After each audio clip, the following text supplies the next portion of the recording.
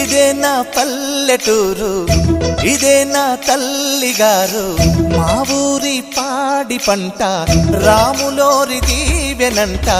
తల్లి గోదావరి నీళ్ళు కడిగే సీతమ్మ పాదాలు, ఊరంతా హాయ్ హాయ్ హాయ్, మనసంతా హాయ్ హాయ్ హాయ్.